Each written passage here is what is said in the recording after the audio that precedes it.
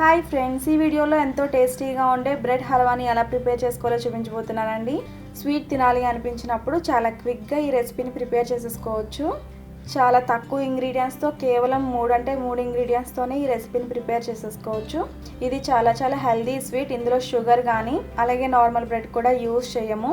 చాలా హెల్దీగా క్విక్గా ఈ రెసిపీని మన ఇంట్లోనే ప్రిపేర్ చేసేసుకోవచ్చు అండి. స్వీట్ అనేసరికి చాలామంది క్యాలరీస్ గురించి ఆలోచిస్తూ ఉంటారు. సో మనం ఇందులో పంచదార వేయట్లేదు కాబట్టి ఇందులో క్యాలరీస్ కూడా చాలా తక్కువ ఉంటాయి.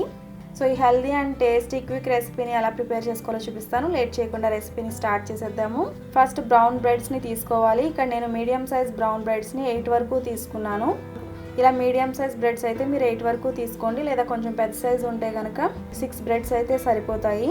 సో బ్రెడ్స్ని ఇలా సైడ్స్ని కట్ చేసి పెట్టుకోవాలి. ఇలా సైడ్స్ని కట్ చేసి పెట్టుకున్న తర్వాత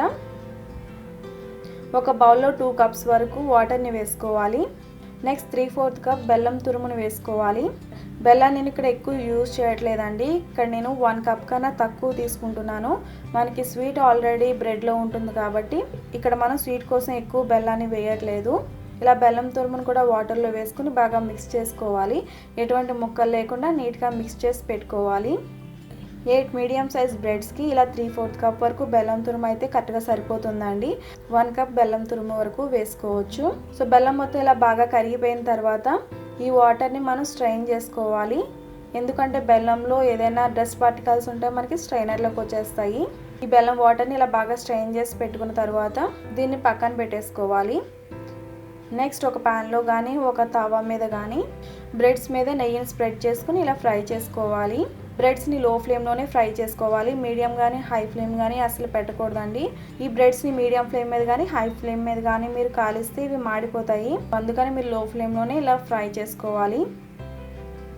లో ఫ్లేమ్లోనే ఫ్రై చేయడం వల్ల ఇవి చాలా క్రిస్పీగా ఫ్రై అవుతాయి. ఇవి తొందరగా వేగడానికి హై ఫ్లేమ్లో ఫ్రై చేశారు అంటే పైన మాడిపోతాయి, అలాగే లోపల సాఫ్ట్గా ఉంటాయి. అందుకని మీరు లో ఫ్లేమ్లోనే ఇవి ఫ్రై చేసుకోవాలి. సో ఈ విధంగా మీరు వీటిని ఫ్రై చేసుకుని పక్కన పెట్టుకోవాలి. నెక్స్ట్ మిగతా వాటిని కూడా ఇలానే ఫ్రై చేసుకోవాలి. ఇలా వేయించుకున్న బ్రెడ్స్ని బాగా చిన్న పీసెస్ కింద చేసేసుకోవాలి. ఈ హల్వాలో క్యాలరీస్ తక్కువ ఉండాలి అనుకుంటున్నాం కాబట్టి వీటిని ఆయిల్లో కానీ నెయ్యిలో కానీ నేను ఫ్రై చేయట్లేదండి. డీప్ ఫ్రై చేస్తే ఇవి ఎక్కువ ఆయిల్ని పీల్ చేస్తాయి. అందుకని ఇందులో కొద్దిగా నెయ్యిని స్ప్రెడ్ చేసుకుని ఇలా ఫ్రై చేసుకుంటే సరిపోతాయి. మీకు డీప్ ఫ్రైలో వేగినట్టే ఉంటాయి అన్నమాట. సో ఈ బ్రెడ్స్ని ఇలా చిన్న ముక్కల కింద చేసుకుని పక్కన పెట్టుకోవాలి. నెక్స్ట్ మనం బ్రెడ్స్ వేయించుకున్న ప్యాన్లోనే స్ట్రెయిన్ చేసుకున్న బెల్లం వాటర్ని వేసుకుని బ్రెడ్స్ ముక్కలను కూడా వేసుకోవాలి. లో ఫ్లేమ్లో ఇలా మిక్స్ చేస్తూ బ్రెడ్స్ సాఫ్ట్ అయ్యేంత వరకు కూడా ఉడికించుకోవాలి. ఇలా కలుపుతూ ఉంటే బ్రెడ్స్ బాగా సాఫ్ట్ అయిపోతాయి.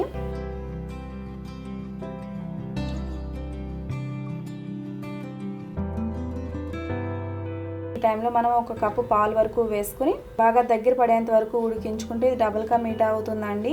లేదంటే పాలు యూజ్ చేయకపోతే ఇలా బ్రెడ్ హల్వా అవుతుంది. సో మీరు డబుల్ కా మీఠా కావాలంటే ఈ టైంలో మీరు 1 కప్ వరకు పాలను వేసుకోవచ్చు. లేదంటే మీరు పాలు వేయకపోతే ఇలా బ్రెడ్ హల్వా అవుతుంది. సగం పైన వాటర్ని బ్రెడ్స్ అబ్జర్వ్ చేసుకున్న తర్వాత ఇందులో 2 స్పూన్స్ వరకు గీని వేసుకోవాలి. గీని వేసుకున్న తర్వాత 1 మినిట్ పాటు ఇలా లో ఫ్లేమ్లో మిక్స్ చేసుకున్న తర్వాత ఇందులో 1/2 స్పూన్ యాలకుల పొడి అలాగే బాదం పలుకులు కూడా వేసుకుని బాగా మిక్స్ చేసుకోవాలి. ఈ బాదం పలుకులు ఫ్రై చేయలేదండి, డైరెక్ట్గానే వేసేస్తున్నాను. హల్వాని మనం హెల్తీగా చేసుకోవాలి అనుకుంటున్నాం కాబట్టి ఇందులో ఫ్రై చేసిన డ్రై ఫ్రూట్స్ని వేయట్లేదండి, ఓన్లీ బాదాంని మాత్రమే వేస్తున్నాను. ఇందులో మీకు వేయించిన డ్రై ఫ్రూట్స్ కావాలంటే కూడా మీరు వేసుకోవచ్చు. బాదం కానీ జీడిపప్పు కానీ కిస్మిస్ కానీ ఏదైనా యూజ్ చేసుకోవచ్చు. ఇలా బాగా కలుపుకున్న తర్వాత స్టవ్ ఆఫ్ చేసేసుకుని సర్వ్ చేసుకోవడమే. ఇది వేడివేడిగా చాలా బాగుంటుందండి. ఇది ఈ కన్సిస్టెన్సీలో ఉండగానే మీరు స్టవ్ ఆఫ్ చేసేసుకోవాలి. ఎందుకంటే ఇది చల్లారిన తర్వాత కొంచెం గట్టి పడుతుంది. సో బ్రెడ్ హల్వా ప్రిపేర్ అయిపోయిందండి. ఇది చాలా టేస్టీగా ఉంటుంది. తప్పకుండా మీరు కూడా ట్రై చేయండి. స్వీట్ హెల్తీగా తినాలి అనుకునే వాళ్ళకి ఇది చాలా బాగా నచ్చుతుంది. సో ఈ రెసిపీని మీరు తప్పకుండా ట్రై చేసి మీ ఫీడ్బ్యాక్ని నాకు ఈ వీడియో కింద కామెంట్ సెక్షన్లో తెలియచేయండి. ఈ రెసిపీ మీకు నచ్చితే తప్పకుండా లైక్ చేయండి. రెసిపీ ఎవరికైనా హెల్ప్ అవుతుంది అనుకుంటే ఈ రెసిపీ మీ ఫ్రెండ్స్ అండ్ ఫ్యామిలీస్కి తప్పకుండా షేర్ చేయండి. మరిన్ని రెసిపీస్ కోసం నా ఛానల్ సబ్స్క్రైబ్ చేయండి. అలాగే తర్వాత వచ్చే బెల్ ఐకాన్ కూడా క్లిక్ చేయండి. Thanks for watching.